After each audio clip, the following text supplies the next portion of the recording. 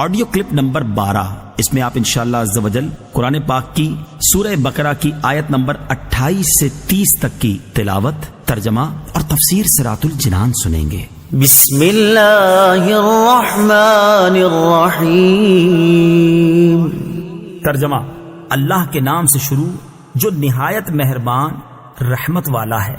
کیف تکفرون باللہ وکنتم امواتا فاحیاکم ثم یمیتکم ثم یحییکم ثم یحییکم ثم الیہ ترجعون۔ ترجمہ، تم کیسے اللہ کے منکر ہو سکتے ہو؟ حالانکہ تم مردہ تھے تو اس نے تمہیں پیدا کیا، پھر وہ تمہیں موت دے گا، پھر تمہیں زندہ کرے گا، پھر اسی کی طرف تمہیں لوٹایا جائے گا۔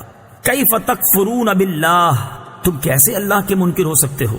تفسیر صراط الجنان میں ہے، توحید و نبوت کے دلائل اور کفر و ایمان کی جزا و سزا ذکر کرنے کے بعد اللہ تعالیٰ نے اپنی خاص و عام نعمتوں کا اور قدرت کی عجیب نشانیوں کا ذکر فرمایا اور کفر کی خرابی اور برائی کو کافروں کے دلوں میں بٹھانے کے لیے انہیں خطاب کیا کہ تم کس طرح خدا کے منکر ہوتے ہو، حالانکہ تمہارا اپنا حال اللہ تعالیٰ پر ایمان لانے کا تقاضا کرتا ہے، کیونکہ تم بدن میں روح ڈالے جانے سے پہلے تمام مراحل میں مردہ تھے، یعنی کچھ نہ تھے یا بے جان جسم تھے، پھر اس نے تم میں روح ڈال کر تمہیں زندگی دی، پھر زندگی کی مدت پوری ہونے پر تمہیں موت دے گا، پھر تمہیں زندہ کرے گا۔ اس سے یا تو قبر کی زندگی مراد ہے جو سوال کے لیے ہوگی، یا قیامت کی، پھر تم حساب کتاب اور جزا کے لیے اس کی طرف لوٹائے جاؤ گے۔ تو اپنے اس حال کو جان کر تمہارا کفر کرنا نہایت عجیب ہے۔ اس آیت میں غور کریں تو ہم مسلمانوں کے لیے بھی نصیحت ہے کہ ہم بھی کچھ نہ تھے، لیکن اللہ تعالیٰ نے ہمیں زندگی عطا کی اور زندگی گزارنے کے لوازمات اور نعمتوں سے نوازا، تو اس کی عطاؤں سے فائدہ اٹھا کر اس کی یاد سے غافل ہونا اور ناشکری اور غفلت کی زندگی گزارنا کسی طرح ہمارے شایان شان نہیں ہے۔ هو الذي خلق لكم ما في الأرض جميعا ثم استوى إلى السماء فسواهن 7 سماوات وهو بكل شيء عليم۔ ترجمہ، وہی ہے جس نے جو کچھ زمین میں ہے سب تمہارے لیے بنایا، پھر اس نے آسمان کے بنانے کا قصد فرمایا تو ٹھیک 7 آسمان بنائے، اور وہ ہر شے کا خوب علم رکھتا ہے۔ هو الذی خلق لکم، وہی ہے جس نے تمہارے لیے بنایا۔ تفسیر صراط الجنان میں ہے، تمام انسانوں کو فرمایا گیا کہ زمین میں جو کچھ دریا، پہاڑ، کانے، کھیتی، سمندر وغیرہ ہے، سب کچھ اللہ تعالیٰ نے تمہارے دینی و دنیاوی فائدے کے لیے بنایا ہے۔ دینی فائدہ تو یہ ہے کہ زمین کے عجائبات دیکھ کر تمہیں اللہ تعالیٰ کی حکمت و قدرت کی معرفت نصیب ہو، اور دنیاوی فائدہ یہ ہے کہ دنیا کی چیزوں کو کھاؤ پیو اور اپنے کاموں میں لاؤ۔ جب تک اللہ تعالیٰ کی طرف سے کوئی ممانعت نہ ہو تو ان نعمتوں کے باوجود تم کس طرح اللہ تعالیٰ کا انکار کر سکتے ہو؟ ایک اہم قاعدہ اس آیت سے معلوم ہوا کہ جس چیز سے اللہ تعالیٰ نے منع نہیں فرمایا وہ ہمارے لیے مباح و حلال ہے۔ وَهُوَ بِكُلِّ شَيْءٍ عَلِيمٌ، اور وہ ہر شے کا خوب علم رکھتا ہے۔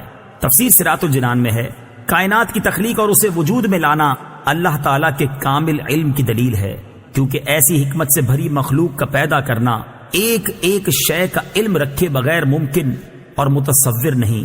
کافر مرنے کے بعد زندہ ہونے کو ناممکن سمجھتے تھے۔ ان آیتوں میں کافروں کے اس عقیدے کے غلط و باطل ہونے پر ایک عظیم دلیل قائم کی گئی ہے کہ جب اللہ تعالیٰ قدرت و علم والا ہے اور جس میں حیات کی صلاحیت بھی رکھتا ہے تو موت کے بعد دوبارہ زندہ کرنا کیسے ناممکن ہو سکتا ہے؟ وَإِذْ قَالَ رَبُّكَ لِلْمَلَائِكَةِ إِنِّي جَاعِلٌ فِي الْأَرْضِ خَلِيفَةً قَالُوا أَتَجْعَلُ فِيهَا مَن يُفْسِدُ فِيهَا وَيَسْفِكُ الدِّمَاءَ وَنَحْنُ نُسَبِّحُ بِحَمْدِكَ وَنُقَدِّسُ لَكَ قال انی اعلم ما لا تعلمون۔ ترجمہ، اور یاد کرو جب تمہارے رب نے فرشتوں سے فرمایا میں زمین میں اپنا نائب بنانے والا ہوں، تو انہوں نے عرض کیا کیا تو زمین میں اسے نائب بنائے گا جو اس میں فساد پھیلائے گا اور خون بہائے گا، حالانکہ ہم تیری حمد کرتے ہوئے تیری تسبیح کرتے ہیں اور تیری پاکی بیان کرتے ہیں۔ فرمایا بے شک میں وہ جانتا ہوں جو تم نہیں جانتے۔ وَإِذْ قَالَ رَبُّكَ لِلْمَلَائِكَةِ، اور جب تمہارے رب نے فرشتوں سے فرمایا، تفسیر صراط الجنان میں ہے حضرت آدم علیہ السلام اور فرشتوں کے واقعات پر ضمنی تبصرے سے پہلے ایک مرتبہ آیات کی روشنی میں واقعہ ذہن نشین کر لیں۔ واقعے کا خلاصہ، اللہ تعالیٰ نے حضرت آدم علیہ السلام کی تخلیق سے پہلے فرشتوں سے فرمایا کہ میں زمین میں ایک خلیفہ بنانے والا ہوں۔ اس پر فرشتوں نے عرض کی اے اللہ عز و جل، کیا تو زمین میں اس کو نائب بنائے گا جو اس میں فساد پھیلائے گا اور خون بہائے گا، حالانکہ ہم ہر وقت تیری تسبیح و تحمید کرتے ہیں، یعنی تیری خلافت کے مستحق ہم ہیں۔ اللہ تعالیٰ نے فرمایا جو مجھے معلوم ہے وہ تمہیں معلوم نہیں۔ پھر اللہ تعالیٰ نے حضرت آدم علیہ السلام کی تخلیق کے بعد انہیں تمام چیزوں کے نام سکھا دیے، پھر ان چیزوں کو فرشتوں کے سامنے پیش کر کے فرمایا کہ اگر تم اس بات میں سچے ہو کہ تم ہی خلافت کے مستحق ہو تو ان چیزوں کے نام بتاؤ۔ فرشتوں نے یہ سن کر عرض کی اے اللہ عز و جل، ہمیں تو صرف اتنا علم ہے جتنا تو نے ہمیں سکھا دیا، ساری علم و حکمت تو تیرے پاس ہے۔ پھر اللہ تعالیٰ نے حضرت آدم علیہ السلام سے فرمایا اے آدم، تم انہیں ان تمام اشیاء کے نام بتا دو۔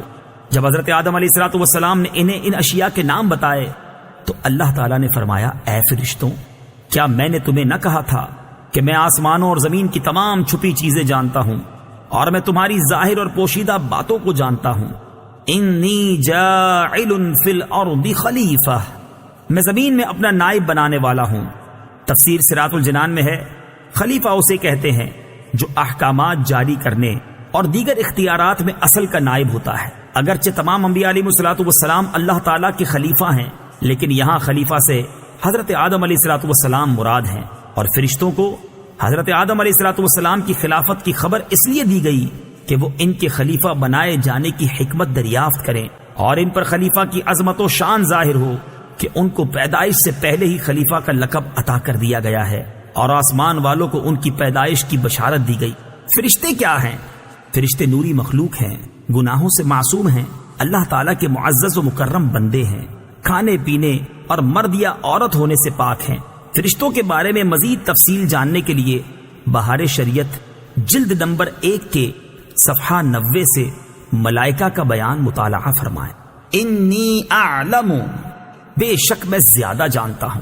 تفسیر صراط الجنان میں ہے فرشتوں کے جواب میں اللہ تعالیٰ نے فرمایا کہ جو میں جانتا ہوں وہ تم نہیں جانتے، کیونکہ خلیفہ بنانے میں میری حکمت تم پر ظاہر نہیں۔ بات یہ ہے کہ انہی انسانوں میں انبیاء بھی ہوں گے، اولیاء بھی اور علماء بھی، اور یہ حضرات علمی و عملی دونوں فضیلتوں کے جامع ہوں گے۔